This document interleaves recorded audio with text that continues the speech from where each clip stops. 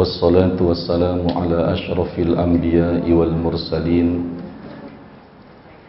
Sayyidina Muhammadin wa ala alihi wa sahbihi ajma'in, amma ba'du. Apa kabar semuanya? Untuk memulai kajian kita supaya turun rahmah, dibuka surah Fussilat. Surah apa? Ayatnya sering kita dengar, ayat 30 sampai dengan ayat 32.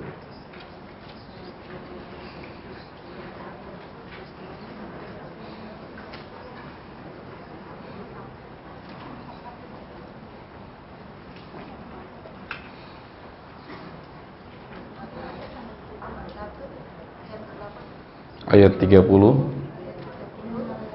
sampai ayat 32. Ya, 32. Sudah ketemu? Siapa yang mau jadi relawan Allah? A'udzubillahi minasyaitonir rajim.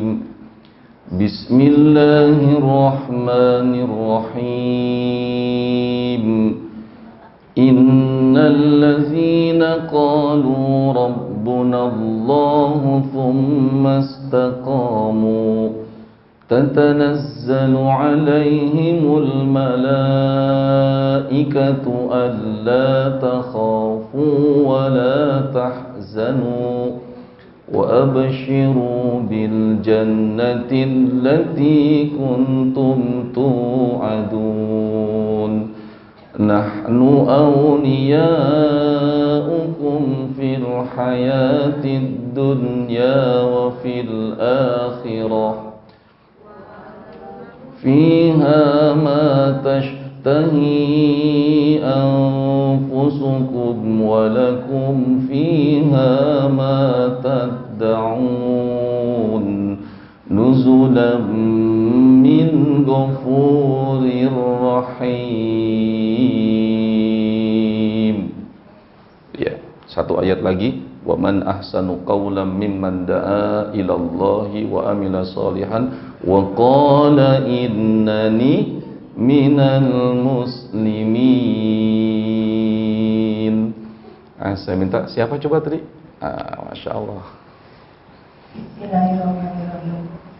Sesungguhnya orang-orang yang berkata Tuhan kami adalah Allah, kemudian mereka meneguhkan pendirian mereka, maka malaikat-malaikat akan turun kepada mereka dengan berkata, janganlah kamu merasa takut dan janganlah kamu bersedih hati, dan bergembiralah kamu dengan memperoleh surga yang telah dijanjikan kepadamu. Kamilah pelindung-pelindungmu dalam kehidupan dunia dan akhirat. Di dalamnya surga kamu memperoleh apa yang kamu inginkan dan memperoleh apa yang kamu minta, sebagai penghormatan bagimu dari Allah yang Maha Pengampun, Maha Penyayang. Ya, nuzulan min ghafurir rahim. Baik, surah apa ini?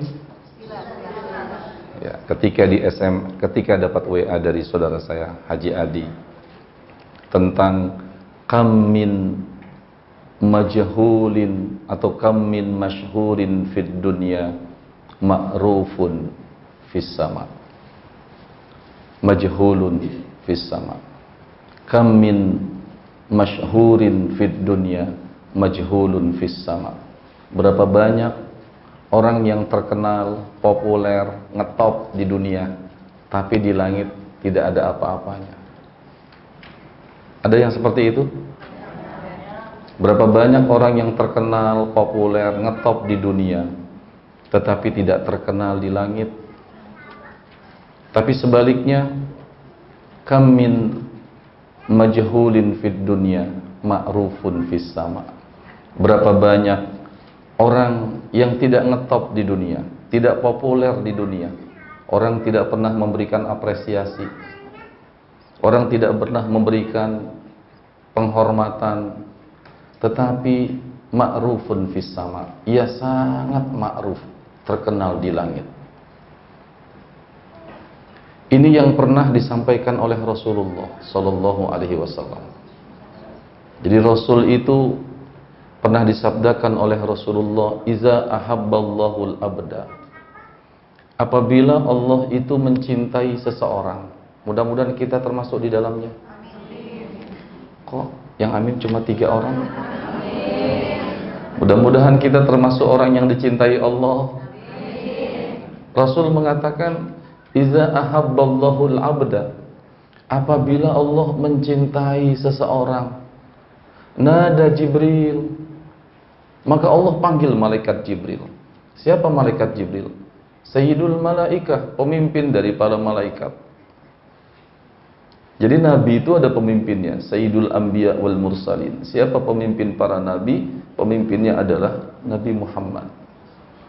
Ternyata para malaikat juga ada komandonya, ada komandannya. Siapa pemimpin para malaikat? Malaikat Jibril. Dan jumlah malaikat ini banyak, bahkan lebih banyak dari kita yang ada di bumi. Ya. Jangan takut, yang tidak populer di dunia bisa populer di langit. Jumlah malaikat lebih banyak dari manusia. Bahkan setiap hari saja, yadkhuluhu kulla yaumin sab'una alfa malakin.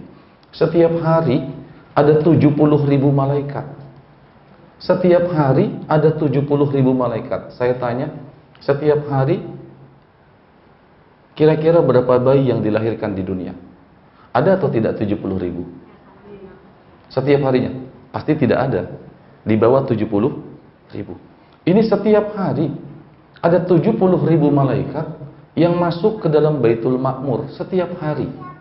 Sejak Allah menciptakan alam ini, 70.000 malaikat diperintahkan untuk masuk ke dalam Baitul Ma'mur, kemudian tawaf, dan tidak pernah berhenti. Setiap hari masuk lagi 70.000 malaikat. Dan apabila Allah sudah mencintai seseorang, Allah panggil malaikat, komandan malaikat. Kata Allah kepada malaikat Jibril, "Innallaha yuhibbu fulanan." Hai Jibril, Allah itu mencintai fulan bin fulan yang ngaji di Masjid Al-Hakim. 3 orang lagi yang amin. Allah mencintai fulanah binti fulanah. Kalau laki, Allah mencintai fulan bin fulan. Fa'ahbibhu, maka cintailah fulan bin fulan. Setelah Allah panggil malaikat Jibril, kemudian malaikat Jibril memanggil malaikat-malaikat yang lain. Memanggil malaikat-malaikat yang lain, kemudian malaikat Jibril berkata kepada para malaikat-malaikat yang jumlahnya sangat banyak, lebih banyak dari manusia. Lebih banyak dari manusia. Allah mencintai fulan, maka kalian cintailah si fulan tersebut. Artinya, kalau ada orang yang tidak ngetop di dunia, tidak populer di dunia, jangan takut, ada hamba-hamba pilihan, tidak terkenal di dunia, tapi dia akan terkenal di langit.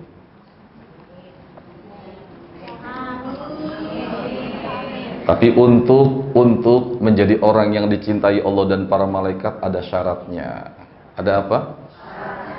Sahabat yang namanya Abdullah itu ada 300. Berapa? Ada 300. Sahabat yang bernama Abdullah itu 300. Tapi ada 4 sahabat yang langsung dipanggil Abdullah oleh Rasul.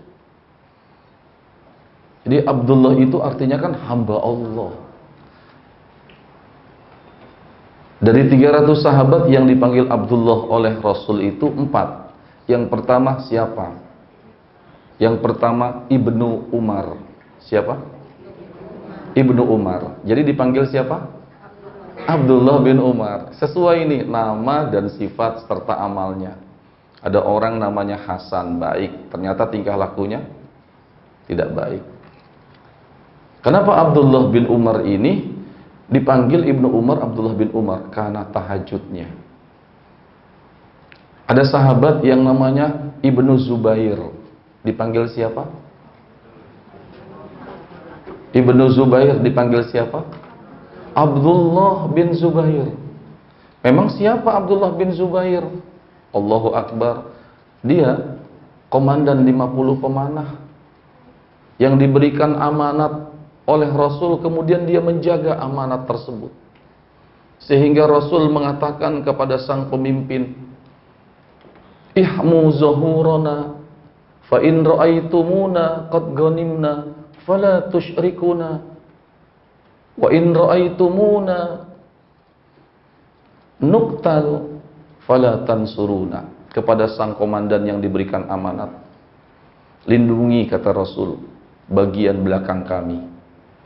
Jika kalian 50 pemanah melihat kami menang nanti perang Uhud, jangan turun bergabung, jangan euforia dengan kemenangan, tetap saja di atas Jabal Rumah. Sebaliknya, jika kalian, hai Zubair pemimpinnya, melihat kami, kata Nabi, ada yang terbunuh, jangan juga tolong, tetap di sana. Ternyata dari 50 pemanah, yang lain semua pada turun ketika melihat Rasulullah menang. Padahal perintahnya kalau Rasulullah menang jangan untuk ngambil ghanimah. Kalaupun ada yang terbunuh, jangan turun untuk membantu. Ternyata dari 50 itu tidak amanat. Yang amanat betul cuma Zubair bin Abdullah. Kemudian disebutlah Abdullah. Kenapa dipanggil Abdullah? Menjaga amanat. Ada lagi sahabat yang namanya Ibnu Amar.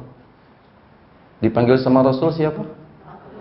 Siapa? Seorang sahabat yang merengek-rengek sama Nabi, minta diizinkan boleh khatam Quran 1 kali dalam 3 hari.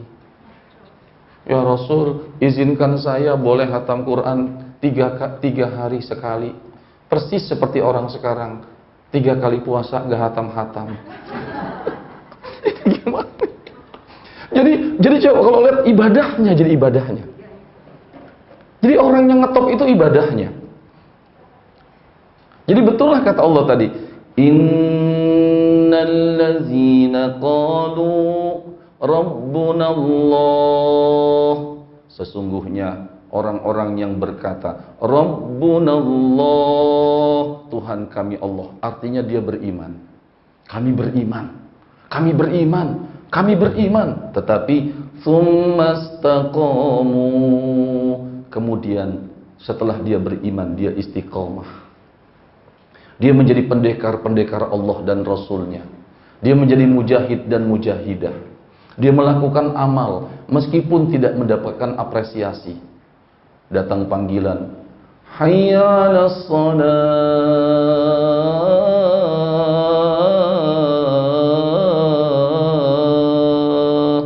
Dia bergegas dan dia berada di saf terdepan. Ini yang kata Rasul, lau ta'lamu ma fin nida was-saffil awal thumma lam yajidu illa ayyastahimu lastahamu.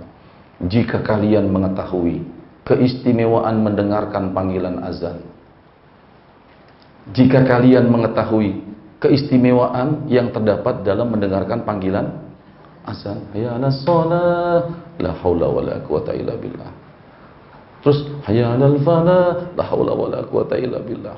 Allahu akbar, Allahu akbar, Allahu akbar, Allahu akbar. La ilaha illallah, la ilaha illallah. Dilanjutkan, Allahumma rabba hazid da'wati tammah wassalatil qaimah. Dan selanjutnya kata Rasul, jika kalian mengetahui keistimewaan itu dan keistimewaan melakukan sholat berjamaah, kalian tidak bisa mendapatkan keistimewaan itu kecuali dengan cara diundi. Pasti kalian akan ikut undian tersebut.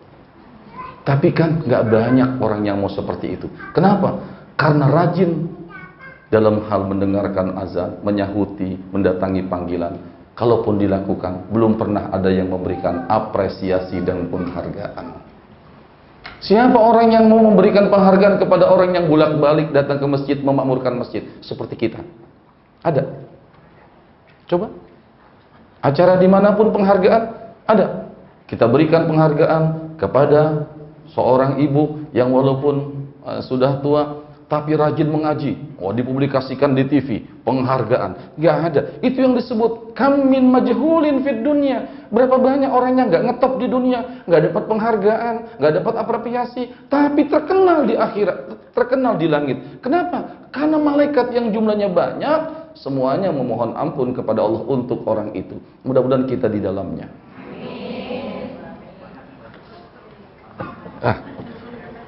Jadi iman harus diaplikasikan. Mohon maaf, kalau kita baca sejarahnya sebenarnya banyak sekali. Cuma ada beberapa orang yang kelihatannya nggak ngetop, sampai sahabat aja nggak kenal dia siapa. Ini istilah ini buat sahabat yang sahabat itu kan banyak, tapi sampai sahabat sendiri tidak tahu siapa dia. Padahal kalau sholat berjamaah ada di saf terdepan. Tapi sahabat nggak kenal dia. Kenapa? Yang pertama karena orang ini dianggapnya tidak memenuhi persyaratan untuk, mohon maaf, dipuji. Yang pertama, badannya tidak tinggi. Apa? Kata Nabi badannya, kalau kita sebutnya apa? Tuh kan beda sama Rasul. Kalau Rasul nggak mau bilang gitu. Kita pasti gitu, senangnya pendek orangnya gitu. Kalau kita kadang-kadang ada tambahannya, Ibu Fulan. Ibu Fulan itu kan yang orangnya agak jelek kan, wah tambahnya. Nggak usah ditambah, digelar, kasih gelar yang tidak bagus. Kata Rasul orang ini nggak ngetop di dunia, sahabat sendiri nggak kenal. Pertama, badannya tidak tinggi. Yang kedua, hidungnya tidak mancung. Kalau kita bilangnya apa? Tuh kan. Seneng deh ngasih julukan orang yang jelek-jelek gitu kan. Bu, Pak, siapa namanya? Julaibiban. Siapa? Julaibib. Ini Julaibib ini satu di antara sahabat Nabi. Ratusan ribu sahabat Nabi yang nggak ngetop. Di kalangan sahabat sendiri dia tidak dikenal. Saking, Bu, mohon maaf kalau kata orang sekarang, saking badannya nggak tinggi, ya, hidungnya nggak mancung, terus nggak punya harta, nggak ada pemuda-pemuda Ansor di Madinah yang senang sama dia. Jadi kalau dia datang tuh ngetok pintu langsung teriak, nggak terima lamaran. Pokoknya orang nggak suka sama dia. Bu, tapi tadi saya katakan, sholat jamaahnya rajin? Makmurkan masjid? Iya. Sampai stop terdepan. Sampai Nabi ini begitu melihat dia selalu bertanya, "Udah nikah belum?" "Belum." "Mau nikah enggak?" "Siapa yang mau sama saya ya Rasul?" Tuh. Siapa yang mau sama saya? Nganggap sebelah mata. Saya pendek, hidung pas-pasan kayak begini. Bu, kayak jambu, udah jambu, kegencet lagi. Terus, mau nikah? Ya siapa yang mau sama saya? Ini dia, Rasulullah. Begitu melihat ada sahabatnya seperti itu, langsung tolong. Ini sahabat punya kesulitan menikah, ditolong. Kita juga gitu. Harusnya MLM. Kalau ada teman yang memang butuh, bantu, enggak apa-apa. MLM, multi level marketing. Tapi jangan buat ustadznya, bahaya nanti. Kasih tahu ustadz doakan, nanti ustadz yang mencarikan. Amin. Amin. Ya Rabbal. Rasul melihat ada sahabat yang belum menikah, padahal sudah waktunya harus menikah, langsung digandeng tangannya. Itulah Rasul memberikan solusi. Ayo datang ke rumah si Fulan bin Fulan. Itu punya anak, anaknya cantik. Enggak, saya bilang gini karena memang cantik betul. Jadi harus pakai gaya cantik betul. Ya udah pokoknya datanglah, tok pintu, "Assalamualaikum." Ini yang punya rumah dengar, yang datang Rasulullah. Siapa orang yang tidak senang rumahnya didatangi oleh Sayyidul Anbiya wal Mursalin? Rasul. "Assalamualaikum." Jawabnya juga lain dong. Kayak kita kan, kalau yang datang tuh orang kayak, "Waalaikumsalam warahmatullahi wabarakatuh." Tapi kalau orang yang datang orang biasa, "Waalaikumsalam." Ini nggak ngetop pokoknya, nggak ngetop. Waduh, Bu, seneng nih. Apalagi sang pemilik rumah lebih senang lagi ketika mendengar, "Saya ingin meminang putrimu." Ya Rasulullah, siapa yang tidak berbahagia? Rumahnya disinari oleh Rasulullah. Apalagi Rasulullah ingin meminang putriku. Siapa yang tidak senang? Kata Rasul, "Bukan buat saya, buat Julaibib." Ini yang punya rumah nggak ngelihat. Kenapa nggak melihat ibu? Kenapa nggak melihat? Karena tidak memandang yang di sampingnya. Itu yang saya bilang. Ada orang yang berada di satu tempat tapi tidak dihitung. Ada nggak kayak gitu? Nggak dianggap. Dia di situ nggak dihitung. Terus kalau dia tidak datang nggak ditunggu. Biar kalau perlu, kalau dulu waktu kita masih kecil, udah kita tinggal aja, minta umpet, jangan pakai dia gitu. Tapi ada orang yang kalau belum datang kita tunggu. Kita mau main apa gitu, tunggu, nggak enak, dia belum datang. Ya gitu ya, ditunggu, kayaknya nggak enak deh kalau kita pergi tanpa dia. Ini Julaibib ada di sampingnya nggak tahu. Bukan buat saya, buat Julaibib. Ini sang ayah bingung. Yang minta Rasul. Saya pikir buat Rasul. Buat Julaibib. Buat Julaibib. Dibuka surah Al-Ahzab. Dibuka surah Al-Ahzab. Ayat 36.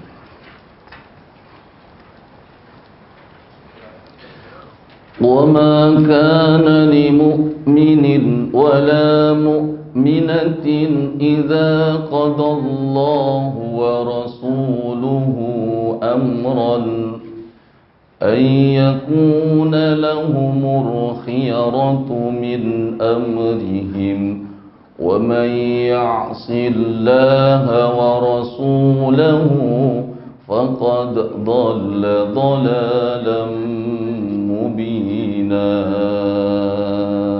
Ayo, yang beriman, surah Al-Ahzab, surah berapa? Surah 33. Ayatnya ayat berapa? Apa sih kira-kira artinya? Coba. Dan tidaklah pantas bagi laki-laki yang mukmin dan perempuan yang mukmin apabila Allah dan Rasul-Nya telah menetapkan suatu ketetapan. Akan ada pilihan yang lain bagi mereka tentang urusan mereka. Dan barang siapa mendurhakai Allah dan Rasul-Nya, maka sungguh dia telah tersesat dengan kesesatan yang nyata. Ya. Tidak boleh seorang mukmin atau mukminah kalau Allah dan Rasul sudah menetapkan, saya meminang anakmu. Saya meminang anakmu. Tidak boleh bagi kita kalau Allah sudah perintahkan, kita berlaku curang. Nanti aja belum mampu. Ada nggak yang seperti itu? Ada. Nanti ajalah, saya belum kuat. Nanti ajalah, saya belum kuat. Saya belum mampu, ngerjainnya nanti aja deh. Saya belum sanggup nutup aurat. Gak boleh nawar-nawar. Kalau Allah dan Rasulnya sudah tetapkan sebuah hukum, maka nggak ada pilihan lain untuk ngikuti. Ini sang bapak mungkin keimanannya beda dengan sang anak. Sang bapak begitu Rasul bilang, saya akan lamar anakmu, kata bapaknya, saya mikir-mikir. Seperti sekarang orang kan seperti itu kan. Saya masih mikir-mikir Pak Ustadz deh. Kalau nanti saya langsung hijrah, kira-kira rezeki saya gimana ya? Ya kan? Gak boleh. Beda dengan sang anak. Bapak bilang pikir dulu, saya akan rembuk. Tapi sang anak begitu mendengar bahwa Rasul yang meminta, apa kata sang anak? Saya terima, karena yang minta adalah Rasulullah. Ini perintah Allah, ini perintah Rasul. Sang anak yang cantik, gak tawar-tawar. Begitulah orang yang beriman. Itu ukuran keimanan di situ. Dilihat sejauh mana kita mengamalkan ajaran Allah. Ya. Selama ini kita menganggap wailul lil mutaffifin itu untuk orang yang curang. Betul? Betul enggak? Curang dalam hal apa? Dunia. Wailul lil mutaffifin alladzina idza iktalu 'alan nasi yastawfun wa idza kaluhum aw yazanuhum yukhsirun. ألا يظن أولئك أنهم مبعوثون ليوم عظيم يوم يقوم الناس لرب العالمين.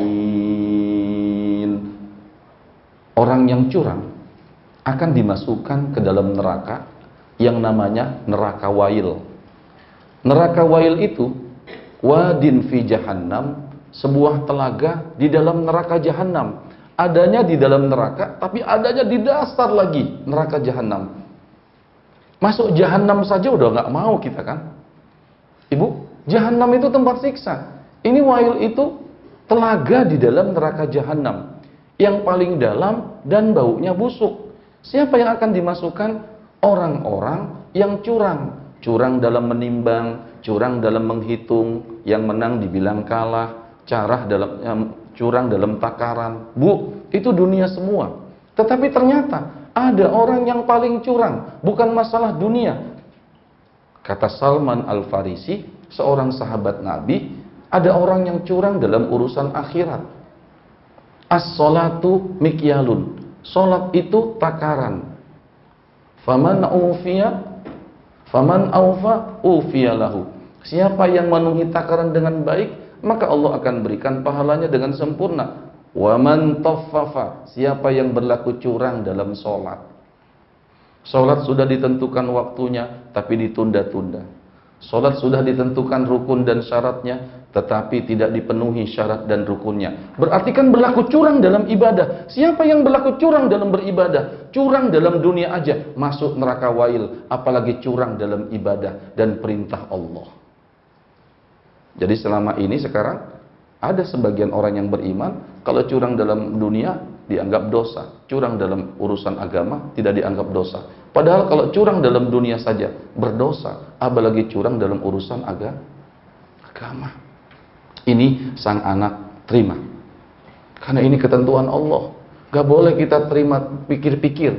Kalau Allah sudah panggil kita gak boleh pikir-pikir. Disuruh zakat, gak boleh mikir-mikir. Kalau sekarang saya keluarkan zakat, harta saya berarti berkurang.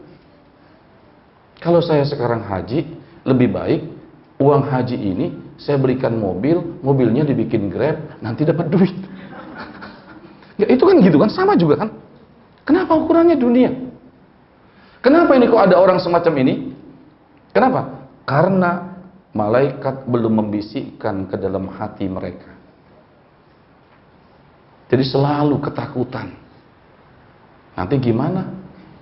Kalau malaikat sudah membisikkan Ibu Abu Bakar As-Siddiq, semua hartanya yang ada di atas meja dimasukkan, dikumpulkan, semua hartanya, Bu, semua harta kekayaan dulu kan berbentuk emas dan perak.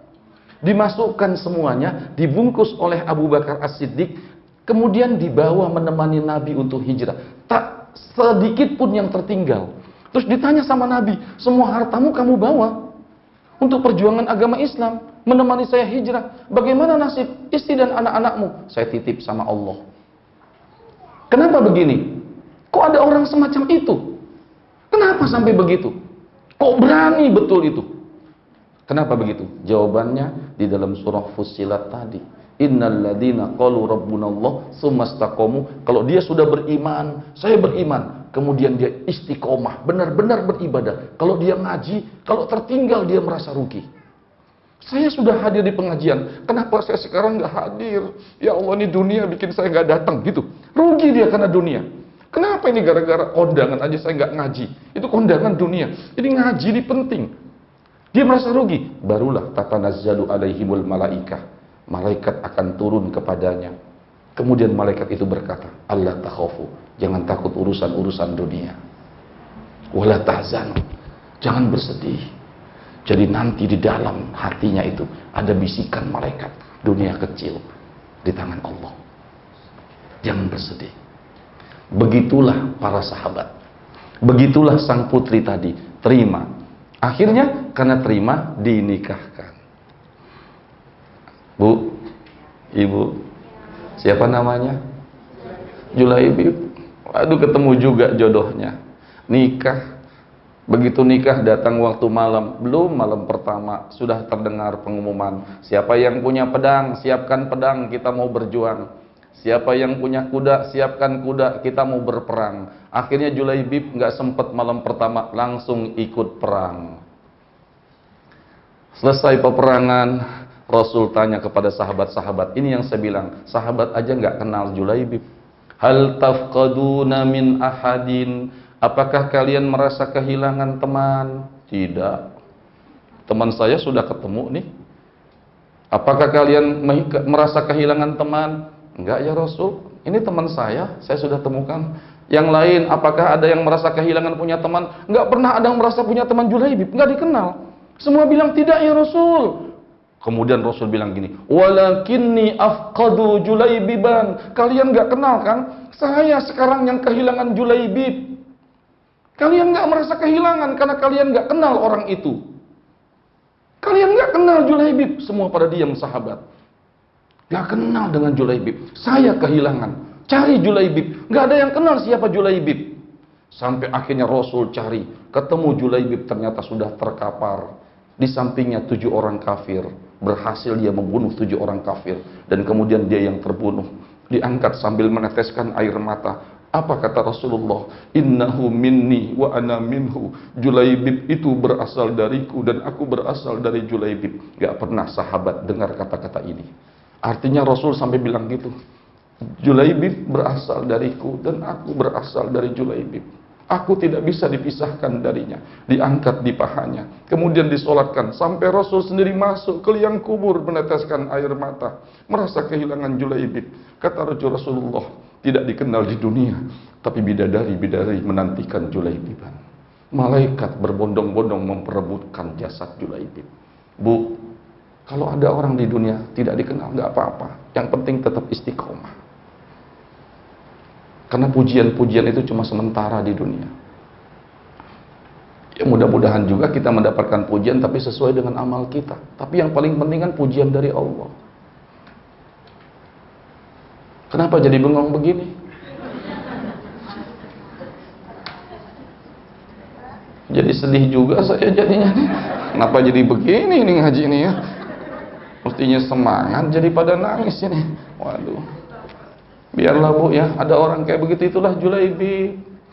Ya Allah, Bu, sampai sahabat, itu yang sahabat akhirnya merasa kalah. Tadi merasa menang, gak kenal. Tapi sahabat akhirnya kalah. Kenapa? Karena Rasul gak pernah mengatakan kepada sahabat, saya seperti kamu, kamu seperti saya dari kamu, kamu dari saya. Gak pernah. Ini yang sahabat kalah dari seorang yang bernama Julaibiban. Julaibib. Majhulun fid dunia. Tidak ngetop di dunia, tapi ma'rufun fis sama, terkenal di langit. Ini yang kata Rasul tadi.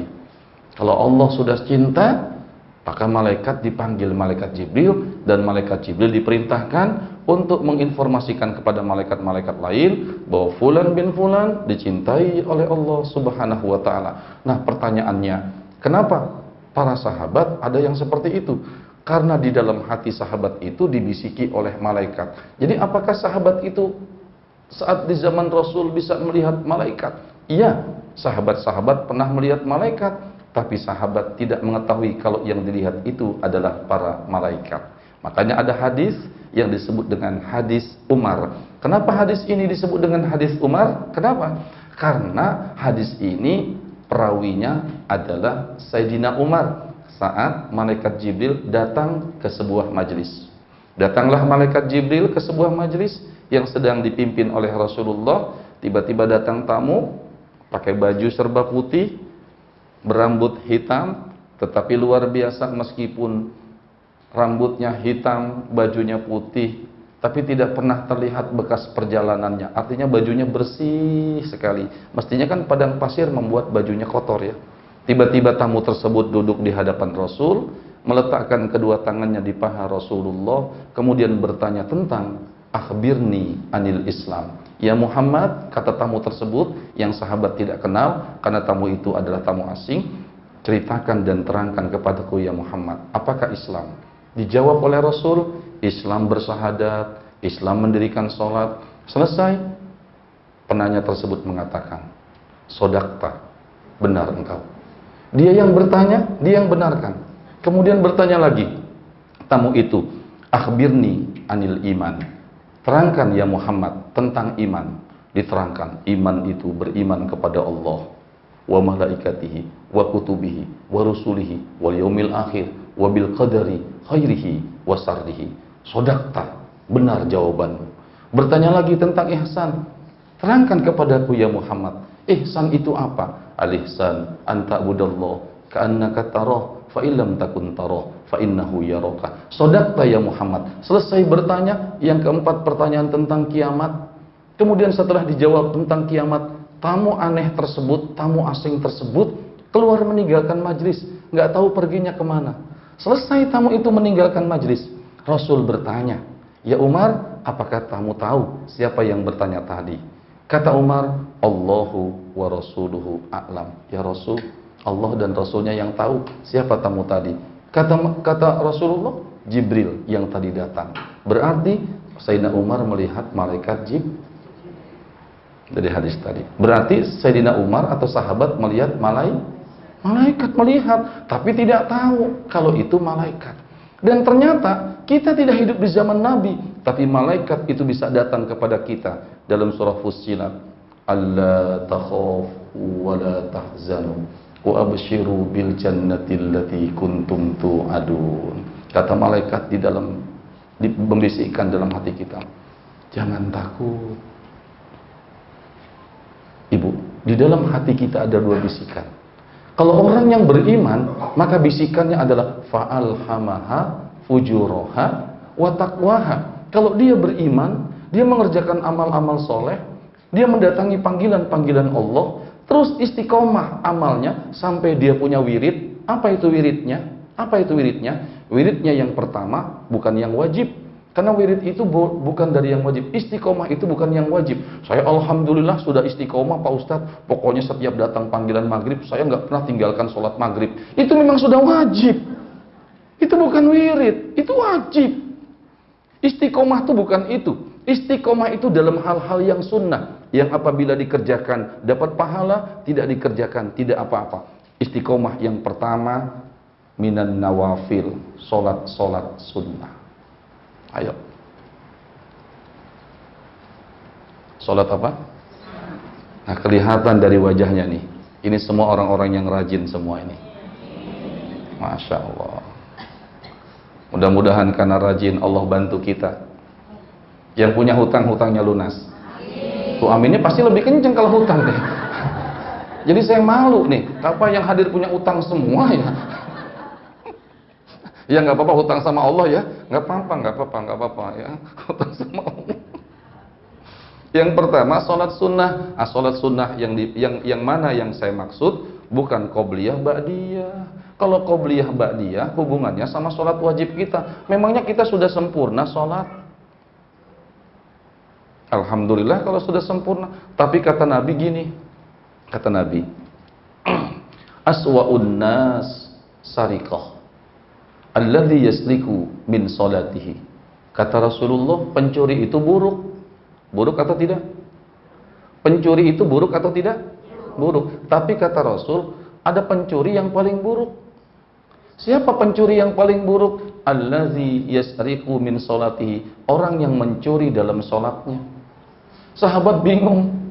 Kaifa yasriqu fi salatihi ya Rasul? Bagaimana orang yang lagi salat bisa mencuri dari salatnya? Kok sudah sholat disebut pencuri? Alladzi la yatimu ruku'aha wa sujudaha. Pencuri sholat adalah orang yang mengerjakan sholat tapi tidak menyempurnakan rukuknya dan sujudnya. Ini yang saya bilang, subuh kesiangan, zuhur kerepotan, asyar di perjalanan, maghrib kecapean, isya. Kok jadi kompak ya? Sholat asar jam 3 lewat sekian menit, gak apa-apalah, kan boleh ditakhir. Akhirnya menjelang maghrib 5.52. Kalau sekarang maghrib 5.51.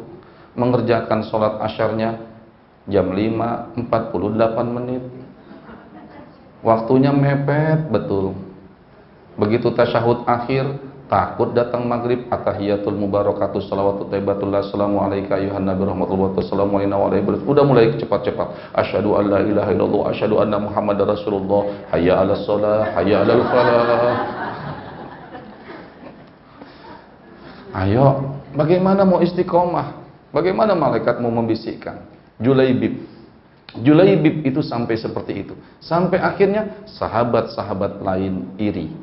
Yang kedua, yang sangat ngetop, saya tidak sebutkan puncaknya, sebab nanti ada puncaknya. Yang kedua, Sa'id bin Zaid. Ada sahabat Nabi. Siapa ini? Toha ma anzalna alaikal qur'ana litashqa illa tazkiratan liman yakhsha tanzilan mimman khalaqal arda was samawatil ula ar-rahman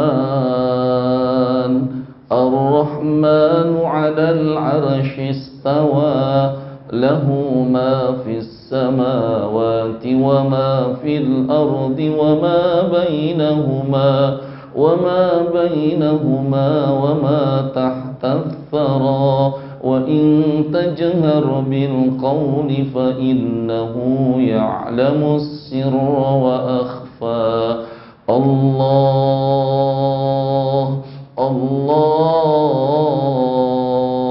Allahu la ilaha illahu lahul asmaul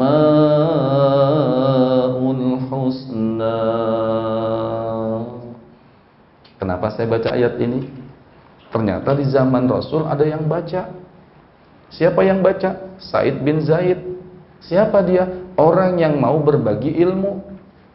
Kepada siapa? Kepada seorang yang bernama Fatimah. Siapa Fatimah? Fatimah itu adik kandungnya Umar bin Khattab. Ternyata Fatimah sedang diajarin Quran. Siapa yang ngajarin? Said bin Zaid. Berani. Meskipun Fatimah itu punya kakak jagoan penentang dakwah Islam, saya harus berani sampaikan kebenaran. Ternyata betul rumahnya ditendang oleh Sayyidina Umar. Karena Umar itu tidak suka dengan Islam. Awalnya ketemulah Umar. Mau kemana Mar? Kan gitu kan. Saya mau datangin Darul Arqam. Ini ternyata Muhammad kumpul-kumpul ini, bikin aliran baru nih. Terus kata sahabatnya, jangan ke sana. Ya, kamu ingin datangi Muhammad, jangan, datangi dulu tuh orang dekat kamu. Adik kamu aja udah ngikut aliran sesat. Panas ini. Kalau kepada Muhammad aja Umar itu marah, apalagi kalau adiknya yang ikut. Belum ke rumah Nabi, belum ke Darul Arqam, langsung putar arah ke rumah adiknya. Tanpa permisi ketok pintu, tendang. Ternyata sedang baca Toha tadi. Sedang baca surah apa? Toha. Yang mengajar siapa? Said bin nggak takut dia sama Umar, nggak takut. Kenapa? Allah takhafu wa la tahzanu. Dakwah, nyebarkan kebaikan. Jangan takut, Allah yang akan jadi backing kita. Betul? Jangan takut. Tetap akhirnya. Meskipun Said bin Zaid itu ditampar oleh Sayyidina Umar. Tetap. Sampai akhirnya ternyata darah yang keluar dari bibirnya itu membuahkan hasil yang baik. Disitulah ternyata Umar bin Khattab dapat hidayah. Said bin Zaid ini bukan sahabat yang ngetop. Coba, siapa sahabat Nabi? Umar, Abu Bakar, Umar, Utsman, Ali. Siapa? Abdullah bin Mas'ud. Tapi kata Nabi, innahu rajulun majhulun fil ardi ma'rufun fis sama. Dia seseorang yang tidak terkenal di dunia. Namanya aja tidak sering kita kenal kan? Siapa yang kenal dengan Said bin Zaid? Gak ada yang kenal. Jarang dibicarakan. Tapi Nabi sendiri pernah mengatakan memang ada orang semacam itu, nggak ngetop di dunia tapi ngetop di akhirat. Siapa dia? Yang mau menjadi penyebar kebaikan dan ilmu. Jadi kita yang di sini bisa sebarkan kebaikan-kebaikan, walaupun cuma dengan WA. Datang dong, Sasi Bro ngajar nih. Wah, Sasi Bro ya, wah gitu kan? Itu sudah kebaikan tuh. Sebarkan. Ya Allah, kemarin saya datang sendiri nih ke majelis kebaikan. Besok saya harus jadi multi level marketing akhirat. Saya harus bawa orang nih. Iya. Meskipun ibu nggak bakal dapat penghargaan, betul nggak? Nggak dapat gelar diamond, double diamond. Ada istilah kan tuh? Ada diamond, ada double diamond. Itu kalau sudah banyak orangnya gitu tuh, banyak lagi bercabang-bercabang. Ini dari BNI tahu nih Pak, ya maksudnya, betul ya? Ada istilah itu kan. Multi levelnya udah berakar ya, udah menggurita. Itu nanti akan dapat penghargaan-penghargaan. Tapi kita akan dapat penghargaan langsung dari Allah. Ini tidak terkenal di dunia, tapi terkenal di akhirat. Baik, yang ketiga siapa yang ketiga? Yang ketiga, ini puncaknya. Ini yang paling dikenal oleh kita akhirnya. Meskipun tadinya orang ini juga dianggap sebelah mata karena miskin. Bahkan saking miskinnya tidak mau minta-minta, harus pergi ke bak sampah mencari makanan tersisa untuk dimakan. Siapa yang mau kasih penghargaan orang kayak begitu? Miskin, ngais-ngais kotoran. Kemudian yang masih bisa dimanfaatkan, dimanfaatkan. Tapi orang ini ternyata luar biasa baktinya sama ibunya. Dia tidak mendapatkan pangkat. Mestinya dia mendapatkan pangkat tertinggi kaum muslimin. Wa man yuti'illaha war rasul fa ulaika ma'al ladzina an'ama Allahu 'alaihim minan nabiyyin was-siddiqin wasyuhada'i was-salihin. Pangkat tertinggi adalah sahabat bagi orang-orang yang hidup di zaman Nabi. Dia nggak marah, nggak disebut sahabat. Padahal sahabat itu adalah orang yang hidup sezaman dengan Nabi, kemudian dia beriman. Kalau dia termasuk sahabat, maka dia akan beruntung. Kenapa? Karena sahabat itu akan disebut-sebut. Allahumma salli ala Sayyidina Muhammad, atau Allahumma salli ala Muhammad wa ala alihi wa sahbihi ajma'in. Disebut-sebut Allahumma salli ala Muhammad wa ala alihi wa sahbihi wa sallam, atau wa ala alihi wa sahbihi ajma'in. Sahbihi, sahabat. Dia tidak dapat gelar sahabat, nggak apa-apa, saya nggak disebut sahabat. Padahal orang itu hidup di zaman Rasul, beriman dengan Rasul, tapi tidak termasuk sahabat. Kenapa? Karena ada satu syarat menjadi sahabat.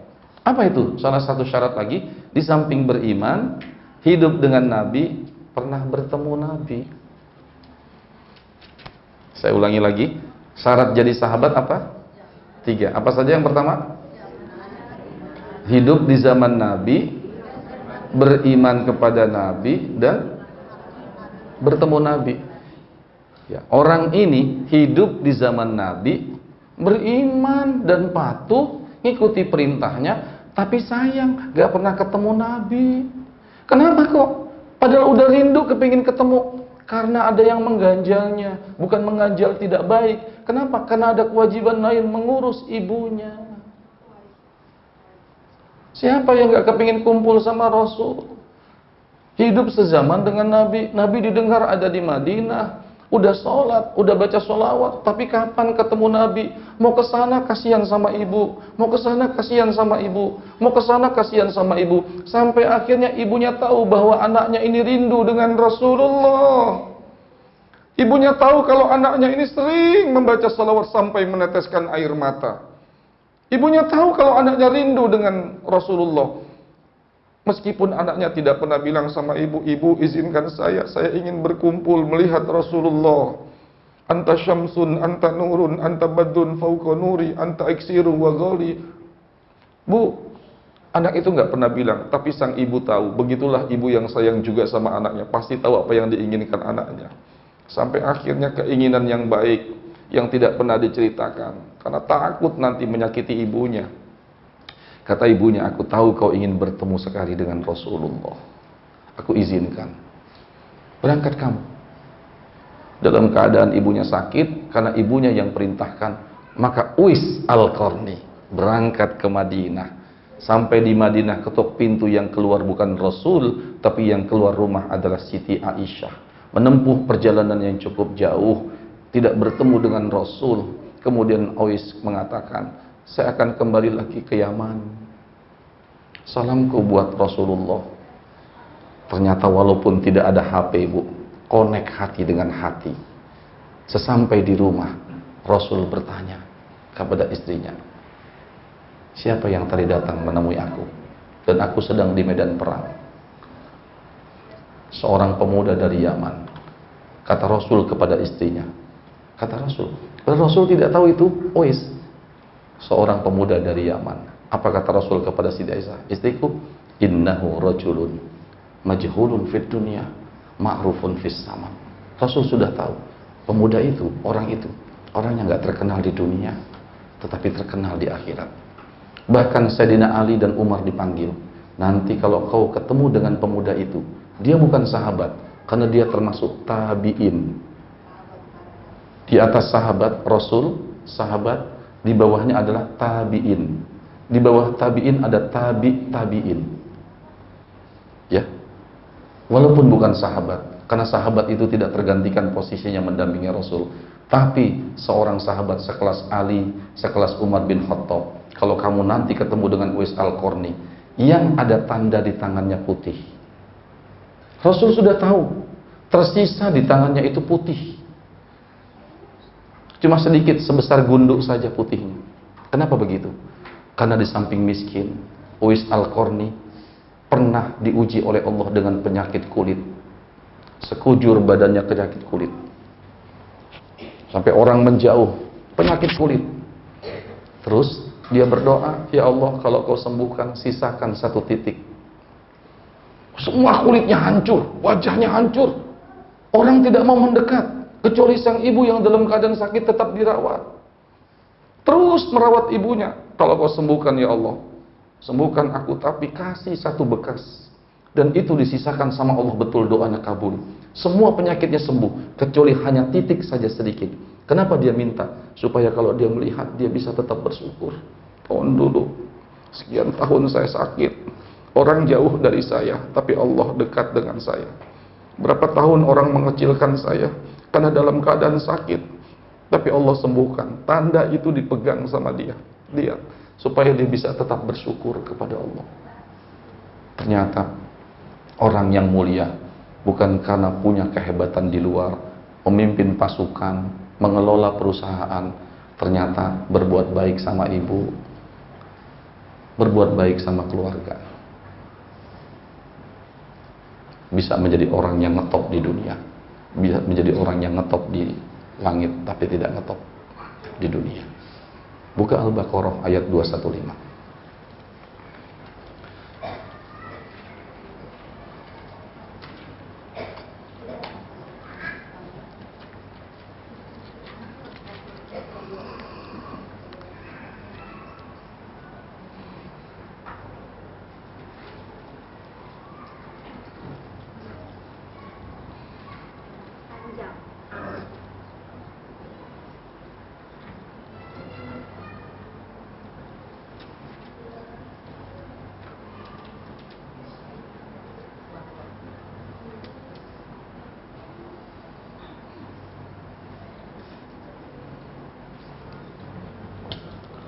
Ya, sudah ketemu?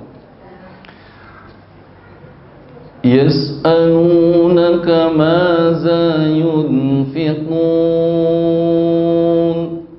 Qul ma anfaqtum min khairin falil walidaini wal aqrabin فللوالدين والأقربين واليتامى والمساكين وابن السبيل وما تفعلوا من خير فإن الله به عليم. Mau ngetop di langit? Nah, coba dibuka artinya. Kita harus jadi orang yang berbuat baik. Kepada siapa berbuat baik? Coba kalau bisa lakukan hal ini. Kalau sahabat itu mulia, kemudian ada tabi'in yang mulia, kita juga bisa ini. Ya. Coba kepada Wahai manusia, sembahlah Tuhanmu yang telah menciptakan kamu dan orang-orang yang sebelum kamu. 215 ya. Saya bilangnya Mas 21. Berarti 215 berapa ya? Oh, betul sama. Maaf. 215 200. Iya, saya sebutnya 215 ya. Nah, ya. Mereka bertanya kepada Muhammad tentang apa yang harus mereka infakkan. Iya. Katakanlah, harta. Sebentar, infak ya. Ingat, infak itu harta, tenaga, pikiran, waktu. Apakah kita sudah benar? Nanti jawabannya setelah ini. Ya kan? Harta, tenaga, pikiran, Waktu. Untuk siapa? Allah. Coba, ya lanjut. Katakanlah, harta apa saja yang kamu infakkan hendaknya diperuntukkan bagi kedua orang tua, kerabat, anak yatim, orang miskin, dan orang yang dalam perjalanan. Dan kebaikan apa saja yang kamu kerjakan, maka sesungguhnya Allah Maha mengetahui. Ya, kebaikan apa saja. Kira-kira kita ini termasuk orang yang curang, mutaffifin atau tidak? Tadi orang yang curang, hukumannya luar biasa. Kira-kira apakah kita curang kepada ibu bapak kita, kepada keluarga kita? Sekarang ternyata sudah kena penyakit. Suami sama istri, suaminya setir mobil, istrinya WA. Yang jauh didekati, yang dekat dijauhi. Ini semua kita sudah begitu sekarang. Ibu, ya, suami, istri sama anak-anak di ruangan yang sama, di kursi ruangan tamu. Istri balas WA yang jauh, suami balas WA kawannya, anak-anak balas WA temannya. Akhirnya yang dekat dijauhi, yang jauh didekati. Bukan hanya dengan harta. Ternyata untuk menjadi orang-orang yang ma'ruf di angkasa, kita juga tidak boleh curang dengan yang disebutkan tadi. Inilah orang-orang yang beriman, orang-orang yang istiqomah, orang-orang yang terus melakukan kebaikan, orang-orang yang dibisikkan oleh malaikat ke dalam hatinya. Mungkin ada orang yang badannya kurus, aduh krempeng lah, tapi ternyata kok mampu ikut sholat berjamaah sekian rakaat. Ayatnya panjang. Tapi ternyata ada orang yang badannya kuat, lari paginya kuat, daki gunungnya kuat. Ternyata dia lemah ketika jalan ke masjid. Kenapa kok jadi lemah? Karena malaikat tidak membisikkan Allah takhafu wa la tahzan. Ada orang yang rezekinya pas-pasan, tapi begitu ibunya bilang, kamu punya uangnya, aduh saya punya uang banyak bu, ibu mau berapa? Dikasih semua uang sama anaknya. Kenapa begitu? Meskipun uangnya pas-pasan, karena malaikat membisikkan Allah takhafu wa la tahzanu, jangan takut dunia, Allah yang atur kamu hidup kamu, Allah yang bisa bahagiakan kamu. Tapi ada orang uangnya banyak, simpannya banyak, kamu punya uang nak, bu anak saya lagi kuliah, bu saya belum bayar ini, bu saya belum bayar ini, uangnya padahal banyak. Kenapa? Karena mungkin malaikat tidak membisikkan Allah takhafu wa la tahzanu. Kenapa jadi bengong lagi? Inilah kita. Ya Allah, mudah-mudahan ibu, kita termasuk orang-orang yang di dunia biasa-biasa saja deh, ya bu ya. Yang penting di akhirat, di langit kita dikenal. Amin ya Rabbal. Kalau bahasa Arab, saya waktu kuliah, kata bahasa Arab itu pepatah Arab, meskipun tidak boleh dicontoh, tapi sekarang sudah mulai dicontoh. Kalau mau ngetop mah gampang. Orang-orang Arab dulu di zaman jahiliyah sering bilang, kalau mau ngetop, mau terkenal langsung gampang. Bul ala zamzam fatu'rob. Kencingin zam-zam, kamu ngetop. Ini sekarang kan udah mulai begitu. Lakukan yang paling buruk, langsung ngetop. Betul nggak? Boleh zina sekarang ini, disertasi. Yang penting suka sama suka. Siapa yang kenal dia tadinya? Siapa yang kenal Abdul Aziz? Siapa yang kenal Abdul Aziz? Siapa yang kenal dengan judul disertasinya? Tapi karena ngaco, otaknya kotor, langsung ngetop. Itulah yang kata orang Arab. Ngetop tapi kurang ajar. Kita nggak mau begitu. Karena kita ingin istiqomah. Mudah-mudahan ada manfaatnya. Amin ya Rabbal alamin. Demikian. Subhanallah. Subhanakallahumma wa bihamdika, subhanakallahumma wa bihamdika, asyhadu an la ilaha illa anta, astaghfiruka wa atubu ilaik. Mungkin ada pertanyaan. Assalamualaikum warahmatullahi wabarakatuh.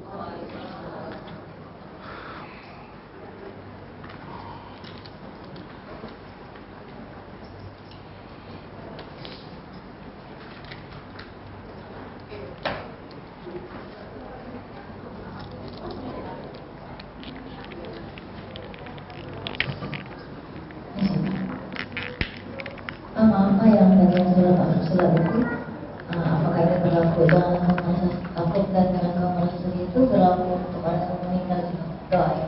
Ya, baik. Ya. Apakah ayat ini alla takhaufu wa la tahzanu berlaku juga buat orang yang inda sakaratil maut ketika mau menghadapi kematian? Iya. Ayat ini bersifat umum, bisa buat kita yang hidup, yang sedang didera oleh ujian, terus kita rada rasa takut kan, aduh ya Allah, gimana nanti anak-anak saya gitu kan. Nah, ketika kita punya, mohon maaf, punya ujian, anak-anak kita yang sedang menempuh pendidikan, kita mestinya takut kan, nanti biayanya dari mana? Terus kita dekat dengan Allah. Kalau bangun malam terus bangun malam, nanti akan ada bisikan, jangan takut, Allah yang atur. Begitu juga ayat ini berlaku buat orang yang mau meninggal dunia. Allah takhafu wa la tahzanu. Jangan takut. Makanya dalam surah Waqiah, iza balagatil hulkum, apabila ajal itu sudah berada di tenggorokan, wa antum hina izin tanzurun, saat itu kamu melihat. Kenapa melihat? Karena orang yang meninggal dunia itu, Ibu, yang turun itu bukan hanya malaikat Israel, tapi yang turun juga malaikat Jibril. Nah, malaikat Jibril itu akan membuka hijab. Jadi orang yang meninggal dunia itu, begitu mau meninggal dunia, kalau dia beriman dan dia istiqomah, dikasih lihat tempatnya di surga. Ro'a maq'adahu fil jannah. Dia akan melihat tempatnya di surga. Terus dia meninggal dunia dalam keadaan bahagia. Jadi ayat ini bisa juga untuk orang yang mau meninggal dunia. Ya, makanya kita bisa melihat banyak orang yang meninggal dunia, wajahnya senyum kan? Iya, karena malaikat Jibril membuka hijabnya. Maka orang tersebut ro'a maq'adahu fil jannah, melihat tempatnya di surga. Jadi menjelang meninggal, dia sudah melihat tempatnya di surga. Demikian. Boleh saya tarik? Ya, boleh. Yang tadi kan yang 2019 Al-Baqarah itu sedekah ya Pak ya, ke Ya. orang tua, kerabat, Ya. anak yatim, orang miskin, Ya. orang kesulitan. Ya. Kalau zakat beda lagi ya Pak ya? Ya. Baik. Kalau bicara masalah infak, bicara masalah sodakoh, ya, ini kan bicara masalah umum ini. Kalau sodakoh itu, ya, bicara masalah zakat. Seperti umpamanya dalam surah At-Taubah, innamas sodaqah lil fuqara wal masakin wal amilina 'alaiha, dan seterusnya. Sesungguhnya as-sodaqat di situ yang dimaksud adalah zakat. Buat siapa? Buat 8 asnaf. Buat 8 asnaf. Tetapi berinfak, berinfak itu mohon maaf, Anda bisa lakukan dengan kekuatan. Man kana lahu mal falyatasaddaq bi ilmi, wa man kana lahu quwwah falyatasaddaq bi quwwati, atau sebaliknya, wa man kana lahu ilm falyatasaddaq bi ilmi. Siapa yang punya amal dengan harta, siapa yang punya ilmu dengan ilmu, siapa yang punya kekuatan maka dengan kekuatan. Bisa nggak kita berlaku tidak curang kepada mereka itu? Dengan ibu, kita nggak punya uang, kakak kita yang punya uang, oke, saya yang akan bawa mobil, biar kakak saya yang uangnya, atau sama-sama gitu, seperti itu. Ya, seperti itu. Ya, ya. Itu kalau kita kayak zakat atau infak segala macam itu, kalau kita tidak, maksudnya apakah harus ada niatan gitu? Maksudnya diniatkan dalam hati atau dilafazkan, atau memang apapun yang kita lakukan seperti kebaikan pasti bicara Allah? Iya. Tentang niat, ulama berbeda pendapat. Kalau Imam Syafi'i, niat itu untuk berzakat itu dilafazkan. Ya, saya berniat, nawaitu, ya, ikhraja zakatal mal. Saya niat mengeluarkan zakat mal. Nah, kemudian si penerimanya kenapa diucapkan? Karena zakat itu seyogyanya diberikan, disampaikan kepada orang-orang yang memang mengurus. Ini yang dulu disebut dengan baitul mal. Ya.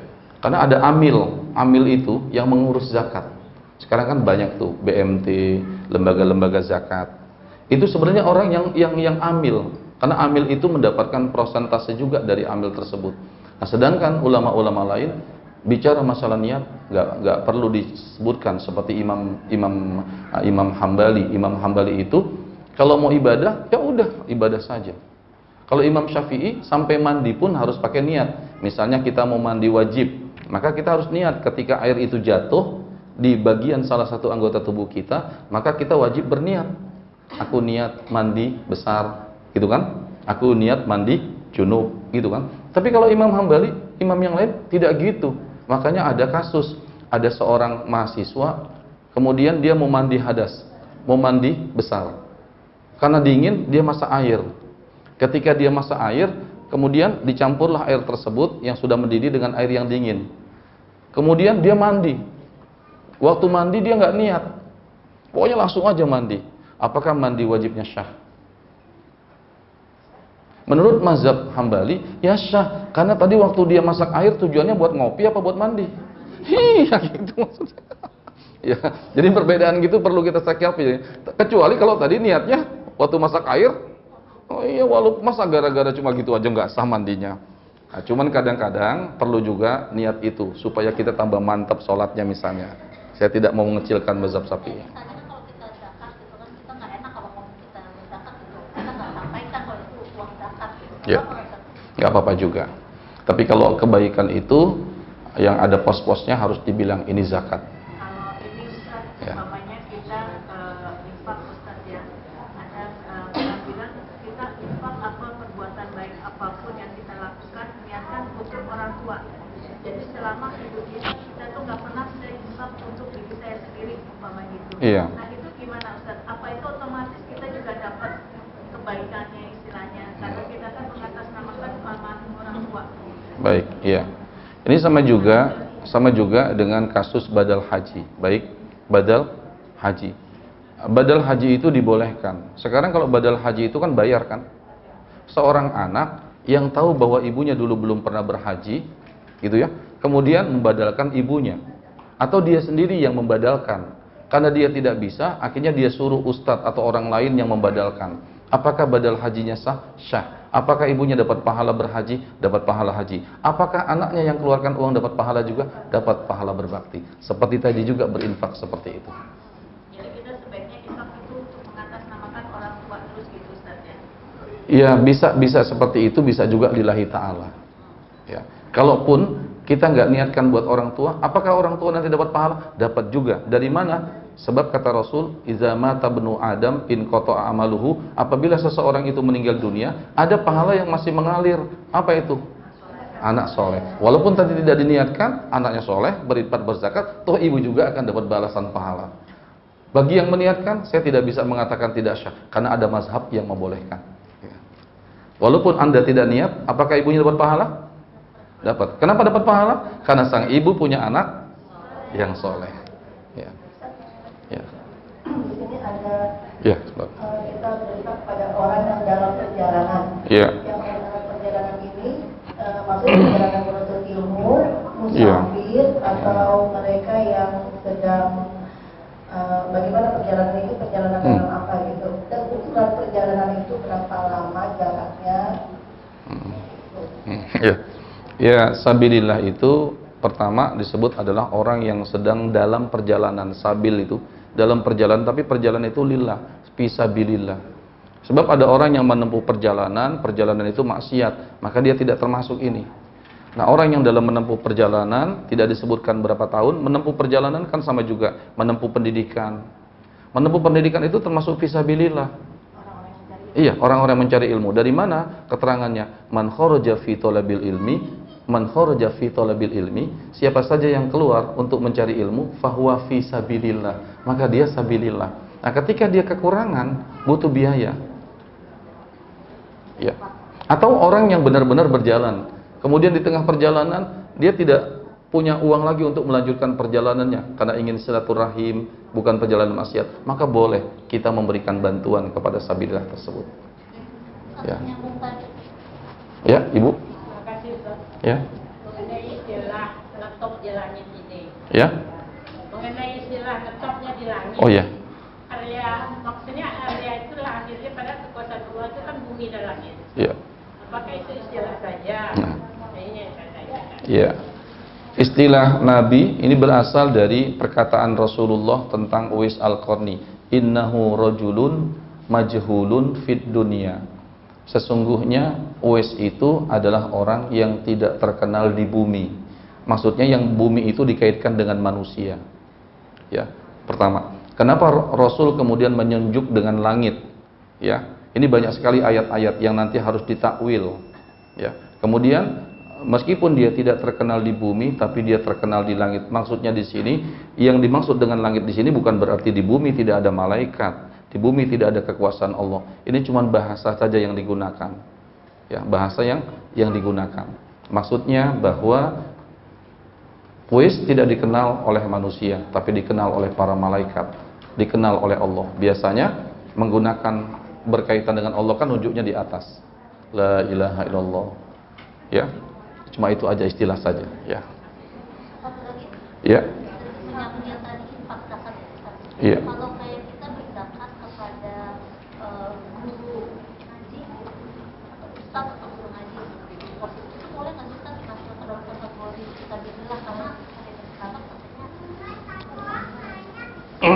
Iya.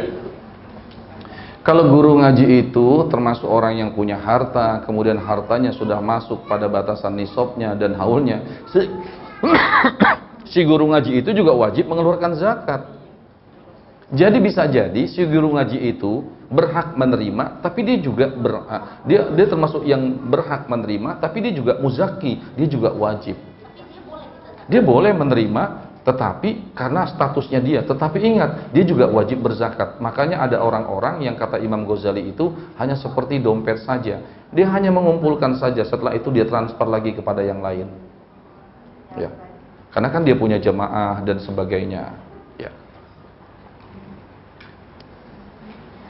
Baik, terima kasih. Subhanakallahumma wa bihamdika asyhadu an la ilaha illa anta astaghfiruka wa atubu ilaik. Terima kasih Ibu-ibu, mudah-mudahan panjang umur, sehat walafiat. Ketemu lagi. Amin ya rabbal dalam penuh keberkahan ya. Assalamualaikum warahmatullahi wabarakatuh.